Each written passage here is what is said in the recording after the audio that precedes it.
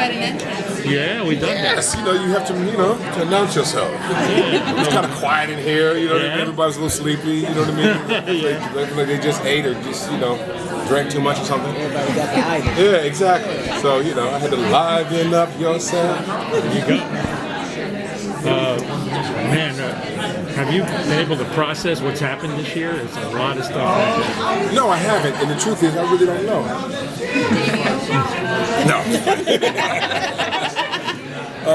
No, it's a lot. I mean, honestly, there's a lot that's just going on in the show. And the truth is, it's very difficult to keep up. You know what I mean? It's like we need cliff notes. You know what I mean? Just to kind of know what's going on, because you forget what's happening from one episode to the next. I look at the show as each script is like breadcrumbs. You know what I mean? And so we're either gonna go. There's either a pot of gold waiting for us at the end of the rainbow, or there's a cauldron. You know what I mean? So, and we'll see what happens at the end of season 5.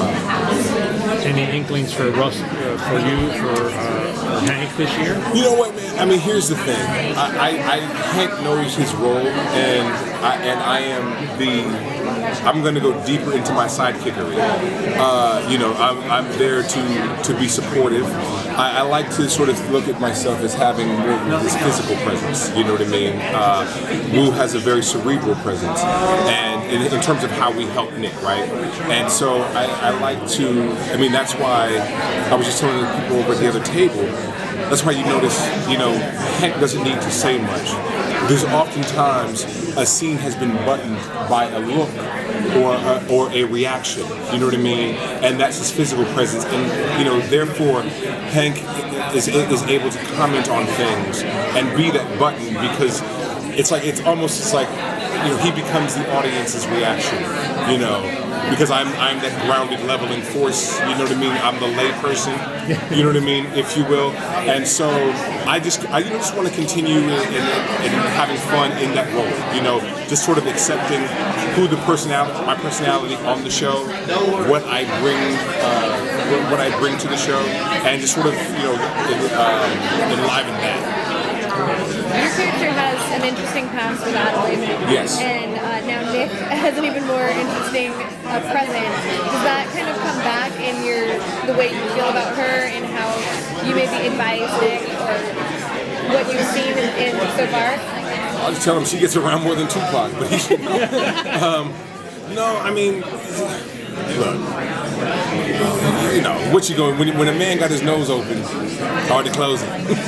You know what I mean? You can say all you want. He's got to deal with it, whatever way he's going to deal with it. And the only thing you can do is just give him a soft landing, basically. And then if you did, heed my advice, it would be any fun. Do you think Nick and Adam's child is going to play strain on his and Hank's relationship? No, because you see, the truth is that Hank,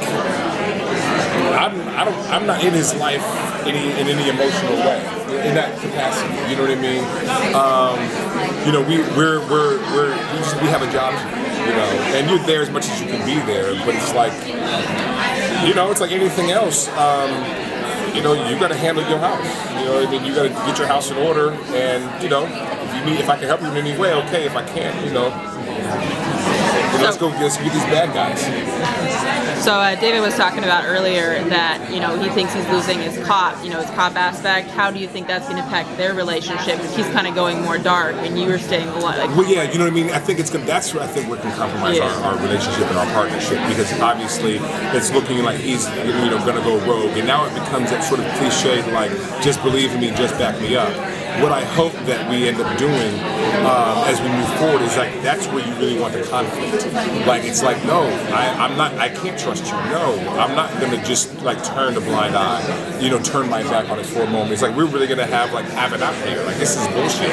You know what I mean? Like seriously, not that like okay, I got you. You know what I mean? Like just trust me. It's like no, motherfucker, I don't trust you. You know what I'm saying? Like I know what you're capable of. And, like I don't want to lose my job.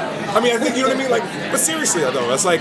audiences audiences now are a lot more sophisticated and demanding more, and so that old like Scooby Doo like you know what I mean, like that doesn't work. It's more of like, hey, let these people have an honest interaction and an honest conflict, you know what I mean, and then see how that's handled, because that's the story, right, is conflict, right, and so conflict, climax, resolution, and let's see what happens. So I hope that we do go down that path where we really have to like really have it out.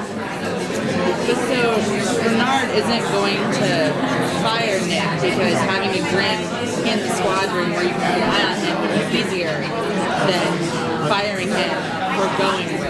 Well, it all depends on what the fallout is. It all depends on what his actions, what they bring down on the station, on the force, and what have you. I'm sure with anything, the captain's going to cover as much as he can. Then it's like, you got to look after yourself. So nobody's going to go down for somebody else doing dumb shit.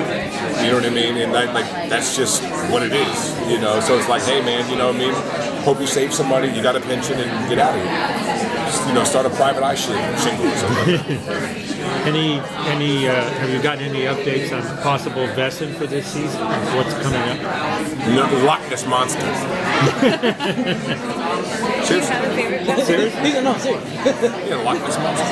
Yeah, Loch Ness Monster. We got all that water, bridges and shit. It's true? It's true. Do you have a favorite Vesson that you really enjoyed playing against? No. I mean, they're all cool. You know what I mean? Like, it's honestly, it's like one monster is another monster. They are monsters to me.